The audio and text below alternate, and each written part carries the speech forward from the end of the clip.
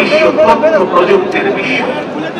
এই সময় বিশ্ব বাজারের সঙ্গে দক্ষতা এবং যোগ্যতার প্রতিযোগিতায় টিকে থাকতে হলে অবশ্যই তথ্য প্রযুক্তি এবং কারিগরি শিক্ষায় দক্ষতা অর্জনের কোনই বিকল্প নেই। এবং সে কারণে আমরা একটি নির্দিষ্ট বয়স থেকে তরুণ প্রজন্মকে নৈতিক এবং কর্মমুখী শিক্ষায় প্রশিক্ষিত করে গড়ে তুলতে চাই।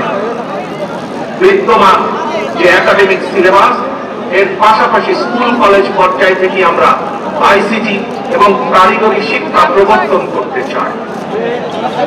একই সাথে আমরা বর্তমানে স্পোর্টস মনে করি যে বর্তমানে স্পোর্টস এখন আর শুধু শারীরিক ব্যায়াম কিংবা বিনোদনের বিষয় নয়।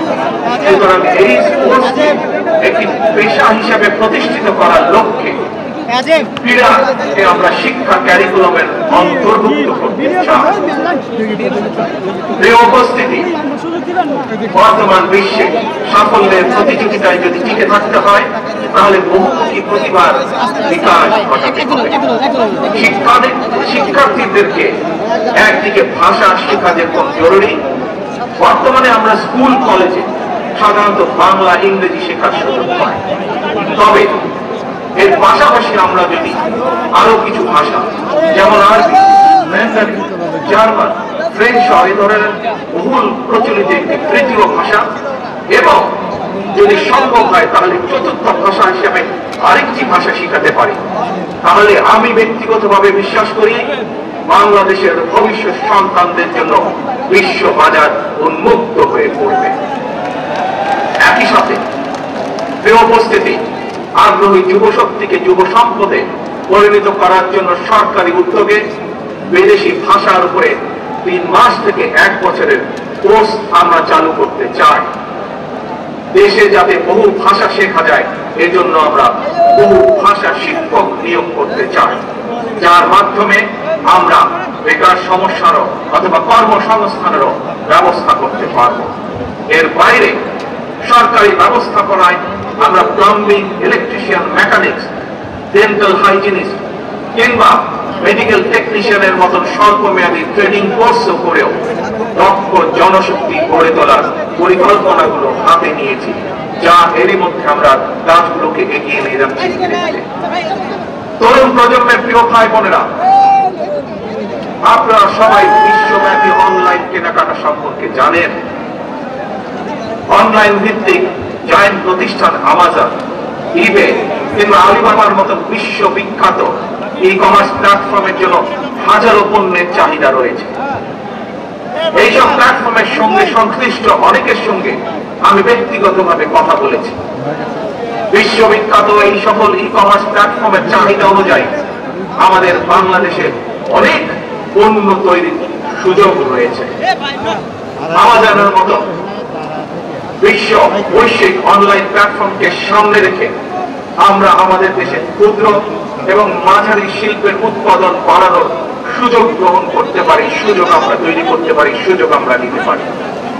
বিশ্ববিখ্যাত ই-কমার্স প্রতিষ্ঠানের চাহিদা মিটিয়ে কিভাবে বিশ্ববাজারে প্রবেশ করা যায় এর জন্য এরই মধ্যে যারা এক্সপার্ট আছেন তাদের সাথে আমরা আমাদের টিম নিয়ে কাজ শুরু করেছি। এরই ভেতরে প্রিয় ভাই বোনেরা, বাংলাদেশের বহু তরুণ প্রজন্মের সদস্য অনলাইনে কাজ করেন কিংবা করছেন কিংবা করার ইচ্ছে রয়েছে। আপনাদের জন্য কর্মসংস্থান এবং নিরাপদ কর্ম পরিবেশ নিশ্চিত করতেও আমাদের উদ্যোগ রয়েছে।